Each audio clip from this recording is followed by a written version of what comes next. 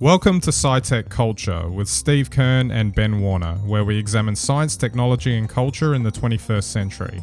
Visit our website at scitechculture.com. So a couple of weeks back, we were talking about Avatar: The Way of Water, and I gave my, put my 5 cents in on what I thought about that, Steve, which obviously it wasn't that great, at least from my perspective. I'm probably running against popular opinion with that because apparently it was well liked. So anyway, it became available for digital download. So I had another look at it. And I thought maybe my opinion would change if I saw it in the comfort of my own home, kind of thing. And no, it hasn't. It's still pretty much the same. I couldn't actually sit through the whole thing. I sort of split it down the middle halfway. But the thing that struck me, there's a couple of extra things that I wanted to add to my my little review from the other day, which was I don't think this franchise, the world within it, is interesting enough beyond one film. It's not like Star Wars or Lord of the Rings, Harry Potter, whatever else you want to call it. There doesn't seem to be enough of a world in there. Now, a lot of people might disagree with that because the visuals are stunning and whatever else. And look, I think because the end of the first film was kind of definitive. This film, it struck me the second time watching it. Yeah, they actually had to restart the story. Whereas in these other films and franchises, there seems to be a logical extension as it goes from one sequel to another. So that was kind of something that stuck out to me. But the other funny thing was I actually think it looked better on my TV than the cinema that I was in, which was funny. But so... yeah, I don't know. I reckon I could have just hung around and waited for this rather than going to the cinema for it in the end. And plus, I've got, I don't know, 3 hours of bonus content I can have a look at now for the making of, which strangely enough, there are no featurettes on how the script came together, the ideas for the story, any of that stuff. Maybe because they didn't focus on it too much from what I could tell. Yeah, I was really glad you sent that clip through, Ben. I felt like in that 4 minutes, I saw the whole film in all its glory. I mean, let's face it, it looks beautiful. Some of the shots are amazing. And I sort of got the idea that there was going to be some sort of battle, between good guys that seem to be blue and some bad guys that seem to be machines. And the good guys also have dinosaurs helping them. So what's not to love in a film like that? Every alien creature with big eyes, drawn to look good to us. Fantastic. So I didn't need a story. I didn't need 3 hours. But the one thing I will say is, while it obviously looks beautifully filmed and it has those big panoramas and really intense visual compositions within it, they also felt a little bit like the early days of 3D when, they'd point a knife or a gun or an arrow at you through the screen. That they're just shots that are there to showcase, I guess, the technology and the ability to create or composite these shots. But I'm not sure there's a lot of substance in that. I guess that's probably what you'll say. Absolutely. To save yourself some time, everyone, the clip, I believe, is called "Nothing Is Lost." It's the song is from a band called The Weeknd, I think it was. So that actually plays over the end credits, and I do remember in the cinema listening to that, going, "That actually is probably my favorite part of the whole thing." And there's actually various renditions of it on YouTube. So I recommend, if you don't want to spend the 3+ hours watching Avatar: The Way of Water, then just look up one of the variations of that clip, and you'll get it all in 4 minutes. Easy done. Alrighty, okay, let's move on. And we haven't talked about Trump for a while, but he can't seem to stay out of the news, and now he's officially been indicted. And we're expecting that at the time we're recording this on a Saturday, that the following Tuesday he's probably going to have to hand himself in. So the whole circus that's going to be attached to all of that, whether they show him being fingerprinted and mugshotted and all that sort of stuff, I'm sure they're going to try because, like I said, this is kind of, again, with everything Trump, it's unprecedented. The first ex-president to be indicted in US history. So uncharted waters and all of that. But you have to also just wonder how that is all going to feed into the political cycle, because it will. He's running for president. I did notice though that for all his calls to action, if you want to call them that, that's the most benign version of it that he did on his Truth Social page to get his supporters out and about. Not many of them turned up this time, it would seem. Maybe it's because they know, based on past experience, they might get into the hole rather than him. But That's the way he tends to work. You'll cop it for Trump. But if we can take a slightly lighter look at this, I mean, the script writers for Trump and the production quality, it trumps Avatar every time. I mean, you've got something going from just crazier and crazier and crazier, and we can't help but watch it. And I'm sure there is, maybe I wouldn't call it a conspiracy, but you'd have to say that the timing of this and these moves are designed to limit Trump's ability to run a campaign or nominate. Not that it will prevent him, but it could limit. And once again, as you've pointed out, his supporters don't seem so well. I don't know. Visible at the moment would be the other thing, but I mean, we've spoken about Trump a lot. I think he's certainly reset or set, I wouldn't say standards, but new benchmarks in how to drive, a marketing campaign about himself, and just always counterintuitively in some way he manages to spin this around to be a positive thing for himself and his attempt. Although it's possible he might not have the support anymore that he thinks he had.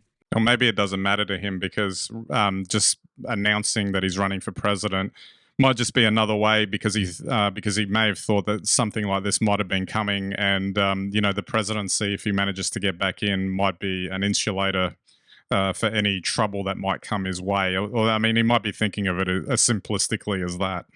Oh, yeah. I wouldn't even begin to guess what he's thinking. I personally can't even see what his motivation to go back into politics would be. I quite honestly can't. I mean, great, you were president for 4 years. You earned it. You did it. No one can take that away from you. I don't understand what going back he thinks he's going to achieve. Absolutely. I guess we'll see what the rest of this circus will look like over the next little while. And just that, the US hasn't quite, jettisoned this whole aspect of the political cycle, if we want to put it like that. It's still sort of bumping along at the moment, and I guess we'll see what happens. We'll see if this actually changes anything or not. Well, that's right. Given the landscape and that all the sort of pre-selection and who's going to run for the next presidency is just starting to emerge now, as you point out, the timing always drives, an intrigue in this story. So I guess, we'll see more over the next week. Absolutely. All right, and our last topic today is the mixed reality headset that Apple is reportedly demoing, or reportedly demoed to executives internally. And we've talked about this before. We'll talk in a minute. Like, I don't actually think that we're anywhere near close to having something that is actually practical to use, that we would want to use. Just because you can come up with a thing doesn't mean it's is the next iPhone, for instance, in terms of how useful it is. But the thing that sort of jumped out about this internal demo is that it leaked out that this device is probably starting at around $3,000 US. It doesn't have a killer app that will really make it attractive. It requires an external battery that needs to be replaced every couple of hours. And it uses a design that a lot of testers felt were uncomfortable, which kind of all suggests, well, that's kind of how all headsets are at the moment. And the thing that's interesting there is that I'd be surprised if Apple actually released it, because their history is we don't release it until we've got a story to tell and it's in a form factor that's compelling. So all the rumors are pointing to WWDC this year being the launch pad for this apparent headset, so that developers can start doing their thing to get apps for it. I'm not so sure, actually. I know a lot of pundits want it to happen, but I don't know if we're anywhere near close to this actually being a useful piece of technology. It's interesting. I put this also in the same basket as sort of Avatar, and we touched on this last time we spoke about, the metaverse. It's if 3D was really going to take off in cinema, it would have by now.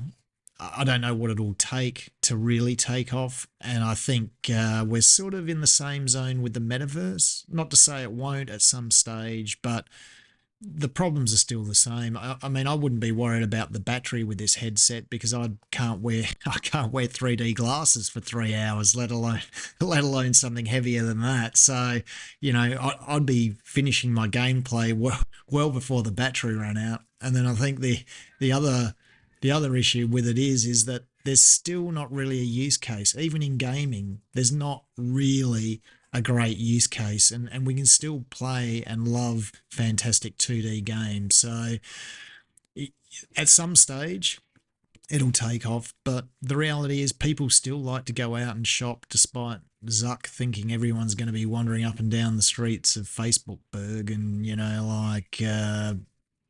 purchasing stuff. And I don't think they will.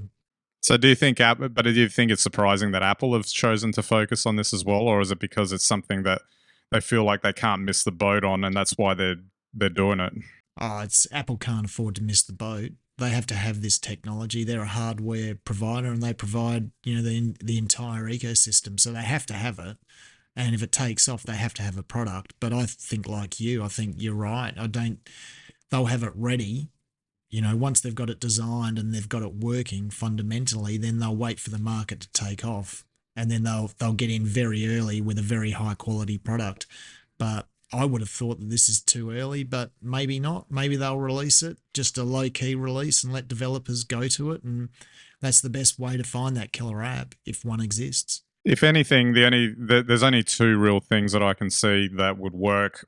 One, if it's in the form that they're describing now, that it would maybe make more sense for it to be like a Mac Pro type product where it's only going to the high-end professional market, because you can definitely see use cases in professional settings for it, but not for consumer level, I guess, consumption, because again, it's too cumbersome a product. If, however, we get to a point where, like the glasses are literally almost this size that people can wear easily, maybe, that might make more sense, but we're probably, a decade or so away from them ever getting to that because of, to get, the technology to there. So, I kind of fantasize about the idea of having, a pair of prescription glasses that I can just, update in the app, and it just tweaks for me, and then it's working again. Like that kind of thing makes sense to me, but I'm just struggling. I guess I don't have the imagination for what this would be outside of like a high-end professional setting. Well, that's exactly right. And I think, going back to 3D movies, they've tried, they went through the period, 5-7 years ago that was all, every film was 3D, and they just didn't take. Everyone understands why we love 3D, and I think everyone understands why we want to have, submersive interactions in gaming or experiences with headsets. I get that. I think everyone gets it. But when we actually have the experience, it's the use case and the user experience still aren't quite right. Absolutely. All right, Steve, we might wrap it up there. It looks like that WWDC in June might actually be the next Apple event. Nothing's actually been announced or released before that. I'd probably be more interested in some of their garden variety updates as opposed to this one. But I guess we'll see in a couple of months' time whether this headset actually materializes or not. Well, there'd be something to look forward to. I think, if it does, because I'd say then Apple would be close to releasing some sort of, I don't know, ecosystem for it. But what that would be and what that looks like, I guess that's anyone's guess. Absolutely. All right, so we'll wrap it up there. Don't forget to check out our website, SciTechCulture.com. You can get all of our links and content there. You can subscribe to our YouTube and Vimeo channels, RSS feeds, and watch us on any and all of your devices. And we greatly appreciate your visits to our website. All right, so that's it for this episode. We'll catch you next time.